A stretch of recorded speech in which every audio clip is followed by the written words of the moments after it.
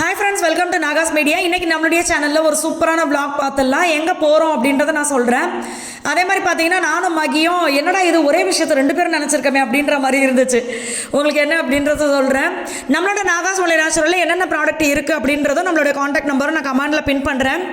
Review பார்த்தீங்கன்னா இன்றைக்கி கூட நம்மளுடைய கம்யூனிட்டி போஸ்ட்டில் நான் யூடியூப்பில் ஷேர் பண்ணியிருக்கேன், அது பாருங்கள். எல்லா ஃப்ரெண்ட்ஸுமே இனிய தமிழ் புத்தாண்டு நல்வாழ்த்துக்கள். நம்மளோட இதில் பார்த்தீங்கன்னா பவுடர் ஐட்டம்ஸ் எல்லாமே சிறுதானியங்கள் வச்சு பண்ணுறது, வெயிட் லாஸ் காம்போ, அதாவது உங்களுக்கு 3 வேளைக்கு யூஸ் பண்ணுற ஃபுட்டு எல்லாமே உங்களுக்கு வந்துடும். இது வந்து ஒரு வாட்டி நீங்கள் வாங்கினீங்கன்னாவே 22 நாள் வரைக்கும் நீங்கள் யூஸ் பண்ணலாம். ஸோ நம்ம ஹெல்த்தியாக சாப்பிட்ட மாதிரியும் ஆச்சு, நம்ம நார்மல் டேஸில் சாப்பிட்ற செலவும் மிச்சன்ற மாதிரி தான் இருக்கும். ஏன்னா நிறைய ஃப்ரெண்ட்ஸ் அதுதான் எங்களுக்கு சொல்லுவாங்க, 22 நாளில் நான் சாப்பிட்டு ஏற்றின உடம்பெல்லாம் பார்த்தீங்கன்னா ரொம்ப கம்மி செலவில் ஹெல்த்தியான வெயிட்டை குறைச்சிட்டேன் அப்படின்னு சொல்லுவாங்க. ஸோ இந்த மாதிரி நிறைய product, health mix, immunity booster, calcium and iron powder. இந்த கால்சியம் அண்ட் அயன் பவுடரில் அவ்வளோ சூப்பராக இருக்கும். உங்களுக்கு இடுப்பு வலி, கழுத்து வலி, முதுகு வலி, ரொம்ப நேரம் நிற்கிறதுனால கால் வலி இந்த மாதிரி இருந்துச்சு அப்படின்னா சூப்பராக உங்களுக்கு உடனே சரியாகும். அதனால் எல்லா ப்ராடக்ட்டுமே பாருங்கள். என்னென்ன வேணும் இல்லை எதனா டீட்டெயில் வேணும் அப்படின்னாலும் எனக்கு நீங்கள் உடனே வாட்ஸ்அப் பண்ணுங்கள். தமிழ்நாடு பாண்டிச்சேரிக்குள்ளே ஃப்ரீ ஷிப்பிங். ஸோ இதை நீங்கள் மிஸ் பண்ணாமல் யூஸ் பண்ணிக்கோங்க. நாங்கள் பார்த்தீங்கன்னா கும்பகோணம் கிளம்பிட்டோம். நாள் நைட்டு பார்த்தீங்கன்னா நான் யோசிச்சுட்டு இருக்கேன், என்னடா இது, ஏன்னா கும்பகோணம் கோயிலுக்கு வந்து அதாவது சுவாமி மலைக்கு நாங்கள் போயிட்டு வரணும் அப்படின்னு யோசிச்சுட்டே இருந்தோம். எப்போ கிளம்புறது அப்படின்னு ஒரு இதே குழப்பமாகவே இருந்துச்சு. நாள் நைட்டு நான் நினைக்கிறேன், சரி போயிட்டு வரணும், மகிக்கிட்ட கேட்கலாமா அப்படின்னு. நான் பார்த்தீங்கன்னா வேலையில் மறந்தே போயிட்டேன். மறுநாள் காலையில் நான் வந்து சில விஷயங்கள்லாம் நினச்சி ஃபீல் பண்ணிட்டு இருந்தேன்னா அப்போ மகி உடனே சொன்னார், சுவாமி மலை கோயில் போயிட்டு வரலாமா, முருகரை போய் பார்த்துட்டு வருவோம் அப்படின்னு சொன்னார். என்னடா இது, ரெண்டு பேரும் ஒரே விஷயத்த நினைக்கிறோமே, உடனே கிளம்பு அப்படின்னு சொல்லி பாப்பா தம்பியெல்லாம் அழைச்சிட்டு கிளம்பியாச்சு. போகும்போது பார்த்தீங்கன்னா நிறைய அந்த வயல்வெளி தான் எனக்கு அவ்வளோ பிடிக்கும். நிறைய விஷயங்கள் பார்த்து அப்படியே கண்ணுக்கு குளிர்ச்சியாக இருந்துச்சு. ஆனால் ஒன்று இறங்கினதுக்கப்புறம் அடிச்சது பாருங்க வெயில், அடங்கப்பா தாங்க முடியலை. அந்த செப்பல்லாம் நாங்கள் கார்லேயே காட்டி விட்டுட்டு போயிட்டோம். காருண்யா பார்த்தீங்கன்னா கருணை கடலே கந்தா போட்டின்னு போட்டிருக்கிறத பார்த்துட்டு அம்மா இங்கே கடல் இருக்கான்னு கேட்டுச்சு. ஏய் சாமியை தாண்டி அப்படி போட்டிருக்காங்கன்னு சொல்லி உள்ளே அழைச்சிட்டு போய் சாய் பார்த்தீங்கன்னா வெளியில் யானை இருக்குன்னு சொல்லி கூப்பிட்டு வந்தீங்க, ஏமாற்றிட்டீங்க என்னன்னு கேட்டுட்டு இருந்தான். டே இருடா யானையை காட்டுறேன், எங்கன்னு தெரியல, இன்றைக்கி எங்களுக்கு யானை சிக்கவே இல்லை அங்கே பார்க்குறதுக்கு. அப்புறம் போய் விநாயகரை கும்பிட்டுட்டு அதுக்கப்புறமா பார்த்தீங்கன்னா நாங்கள் உள்ளே நடக்க ஆரம்பிச்சிட்டோம். எல்லா ஃப்ரெண்ட்ஸுக்குமே ஒரு விஷயம் என்னென்னா, நம்ம விநாயகரை பார்த்தா தோப்பு கரணம் போடணும் அப்படி சொல்லுவாங்க, அதுக்கு கூச்சப்படவே கூடாது அப்படின்னு. நான் எங்கள் விநாயகரை பார்த்தாலும் ஒரு நாளைக்கு நான் ஒரு வாட்டி தோப்பு கரணம் போட்டுட்டேன் அப்படின்னா ஓகே, எனக்கு திருப்தியாக இருக்கும். அதனால் எப்போவுமே விநாயகரை பார்த்தீங்கன்னாவே தோப்பு கரணம் போட்டுருங்க. போகும்போதே சாய் லட்டு வேணும் அப்படின்ட்டான். லட்டை வாங்கிட்டு தான் உள்ளே கோயிலுக்குள்ளே கூப்பிட்டு போனோம். டிக்கெட் வந்து அந்த ஸ்பெஷல் தரிசனம் 100 ரூபாய். ஏன்னா கூட்டம் சரியான கூட்டம். சாயெல்லாம் வெயிட் பண்ணவே மாட்டான், எங்களை பாட்டு படாப்படுத்தி எடுத்துருவான். அதனால் பார்த்தீங்கன்னா அங்கே உள்ள வீடியோ எடுக்கக்கூடாதுன்னு சொன்னதுனால செல்லெல்லாம் கீழே கொடுத்துட்டு மேலே போய் சாமியை கும்பிட்டுட்டு வரும்போதே மனசுக்குள்ளே புளியோதரை அப்படின்னு தான் தோணுச்சு. புளியோதரையை வாங்கி அதை எடுத்து வாயில் போட்டதுக்கப்புறம் தான் நிம்மதியாக இருந்துச்சு. இதில் ஒரு விஷயம் மட்டும் எனக்கு உறுத்தலாகவே இருந்துச்சு. என்னென்னு பார்த்தீங்கன்னா, நான் சூடாக பிளாஸ்டிக்கில் யார் எதை கொடுத்தாலும் சாப்பிடவே மாட்டேன், பயமாக இருக்கும் எனக்கு. ரொம்ப அன்பாக என்னை ஃபோர்ஸ் பண்ணாங்கன்னா சாப்பிடுவேன் அவங்களுக்காகன்னு சொல்லி. ஆனால் ரொம்ப பயம். இதில் சக்கரை பொங்கல் பார்த்தீங்கன்னா பிளாஸ்டிக் டப்பா கொதிக்க இருந்துச்சு. நம்மளே சில்வர் டப்பாவில் எடுத்துகிட்டு வந்து வாங்கியிருக்கலாம் போலன்ற மாதிரி இருந்துச்சு. எனக்கு அவ்வளோ பயமாக இருந்தது. ஸோ நீங்களும் யாருக்காவது நீங்கள் ரிலேஷனுக்கோ இல்லை ஃப்ரெண்ட்ஸ்க்கோ நீங்கள் ஏதாவது செஞ்சு கொடுக்க ஆசைப்படுறீங்கன்னா சூடாக பிளாஸ்டிக்கில் வச்சு கொடுக்காதீங்க, சில்வர் டப்பாவில் வச்சு கொடுங்க, திருப்பி வாங்கிக்கலாம். அடுத்தது பார்த்தீங்கன்னா அதே மாதிரி பார்த்தீங்கன்னா கும்பகோணம் ஐயங்கார் டிகிரி காப்பி சூப்பராக இருக்குதுன்னு யாரும் சொல்லியிருப்பாங்க போல இவள்கிட்ட.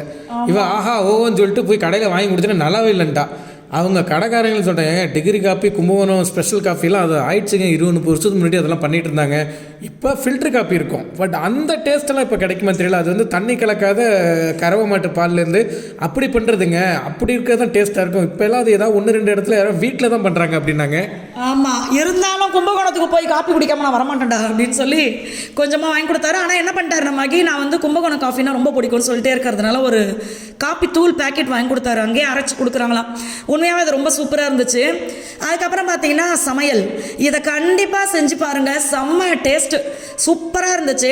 நான் வந்து ஒரு முழு தேங்காய், நல்ல பெரிய தேங்காயை அரைச்சி பால் எடுத்து, இப்போ நான் நார்மல் சாப்பாடு அரிசி தான் எடுத்திருக்கேன். அதில் பார்த்தீங்கன்னா இப்போ ஒரு கப்புக்கு வந்து 2.5 கப்பு நான் தண்ணி ஊற்றுவேன். அதே மாதிரி அதுக்கு பதில் தண்ணிக்கு பதில் தேங்காய் பாலாகவே ஊற்றி ஊற வச்சுட்டேன். ஒரு 10 நிமிஷம் ஊறினாவே நம்மளுக்கு போதும். அதே மாதிரி பட்டாணியை வந்து வேக வச்சு எடுத்துட்டேன். ஏன்னா திருப்பி நான் அதை சாப்பாட்டில் போடும்போது பார்த்தீங்கன்னா சாப்பாட்டுக்கு 2 விசில், பட்டாணிக்கு 5-6 விசில் அடித்தா தான் வேகுது. அதனால் நான் ஃபஸ்ட்டே அதை வேக வச்சு எடுத்துக்கிட்டேன். அது செய்யறதுக்கு நம்ம வந்து வெங்காயம், பச்சை மிளகாய், தேங்காய் பால் ரைஸ் தான் செய்ய போகிறேன். தாளிப்பு ஐட்டங்கள் இருக்கிற அத்தனை மசாலா வஸ்துக்களையும் போட்டு தாளிக்க வேண்டியது தான். சோம்பு மறக்காமல் எடுத்துக்கோங்க. நெய் போட்டு, ஆயில் ஊற்றலை, நெய்யை மட்டும் போட்டு அது கூட இந்த மசாலா ஐட்டம்ஸ்லாம் போட்டு வெங்காயம், பச்சை மிளகாய். நீங்கள் வேணும்னா இது கூட வந்து கொத்தமல்லி, புதினா போடுங்க, செமையாக இருக்கும். நம்ம வீட்டில் சரியாக போச்சு, அதனால் நான் எடுக்கலை. அது கூடயே பார்த்தீங்கன்னா வேக வச்ச பட்டாணி, அதுக்கப்புறம் நம்ம தேங்காய் பாலில் ஊற வச்ச அரிசி, தேவையான அளவு உப்பு, இதை மட்டும் போட்டு அப்படியே அழகாக நல்லா மிக்ஸ் பண்ணி விட்டு 2 விசில் அடிக்க வச்சுட்டோன்னு வச்சுக்கோங்களேன், செம்மையாக இருக்கும். இதுவே ஹெல்த்தியானது தான் தேங்காய் பால் ரைஸே. இதுக்கு நான் சைட் டிஷ்க்கு பார்த்தீங்கன்னா அவ்வளவு காய்கறி இருக்குது அதில். கேரட்டு, பட்டாணி, காலிஃப்ளவர், மஷ்ரூம், பன்னீர், அடுத்து பார்த்தீங்கன்னா வேறு என்னத்தை போட்டேன், ஏதோ போட்டேன், இது எல்லாமே போட்டுக்கலாம். ஸோ உங்களுக்கு இது கூட வந்து பீன்ஸு இந்த மாதிரி எது வேணாலும் நீங்கள் அது கூட சேர்த்துக்கலாம். வெங்காயம், தக்காளி, இஞ்சி, பூண்டு இது எல்லாத்தையும் நம்ம என்ன பண்ண போகிறோம்னா வதக்க போகிறோம். இது கூடயே வந்து நான் பட்டை, அந்த கல்பாசியா கடல் பாசியா அது கொஞ்சம், சோம்பு, இதை வந்து போட்டு நம்ம வதக்கிடலாம். இரும்பு சட்டி தான் நம்ம வீட்டில். நான் பார்த்தீங்கன்னா நான்ஸ்டிக் வந்து யூஸ் பண்ணலாம். அது வந்து நீங்கள் ஆயிலே இல்லாமல் சமைக்கணும் அப்படின்னு நம்ம ஹெல்த்தியாக யோசிக்கிறோம்ல, அப்போ நீங்கள் அதை யூஸ் பண்ணலாம். ஆனால் என்னென்னா இந்த நான்ஸ்டிக் கோட்டிங்கே போய் அடியில் இருக்கிற கோட்டிங் கடைசி லேயர் வர்ற வரைக்கும் சில பேர் நம்ம யூஸ் பண்ணிகிட்டு இருப்போம். அந்த மாதிரி யூஸ் பண்ணுறது வந்து உடம்புக்கு ரொம்ப கெடுதல் அப்படின்னு தான் சொல்கிறாங்க. அதனால் நான் என்ன பண்ணிட்டேன், சட்டியை தூக்கி போட மனசு வராது நம்மளுக்கு. இதுக்கு இரும்பு சட்டினா நம்ம காலத்துக்கு பிறகு பிள்ளைங்க கூட வச்சு யூஸ் பண்ணலான்னு சொல்லிட்டு அதுக்கு மாறிட்டேன். ஏன்னா நீங்கள் நான்ஸ்டிக் கோட்டிங் வந்து உறிஞ்சு அது நம்ம கொஞ்சம் கொஞ்சமாக அந்த ஃபுட்டோட மிக்ஸ் ஆகும்போது தோல் பிரச்சனை வரும், நிறைய பிரச்சனைக்கு வாய்ப்பு இருக்குது சொல்கிறாங்க. அதனால் நீங்கள் அதை பார்த்து சேஃபாக யூஸ் பண்ணுங்கள். இப்போ எல்லாத்தையும் வதக்கி அது கூட பார்த்தீங்கன்னா கொஞ்சம் பட்டாணியும் கூடயே போட்டு நான் அரைச்சிட்டேன். அரைச்சதுக்கப்புறமா சும்மா கொஞ்சம் தாளிக்கிறதுக்கு மசாலா ஐட்டம்ஸ்லாம் போட்டு தாளிச்சிட்டு அரைச்சதையும் கூட போட்டுட்டு இது கூட வந்து நம்ம அது என்னது குழம்பு மிளகாத்தூள் போட்டு கொஞ்சம் மஞ்சத்தூள், உப்பு, கரம் மசாலா நீங்கள் போட்டுக்கோங்க. நம்ம வீட்டில் சரியாக போச்சு, நான் போடலை.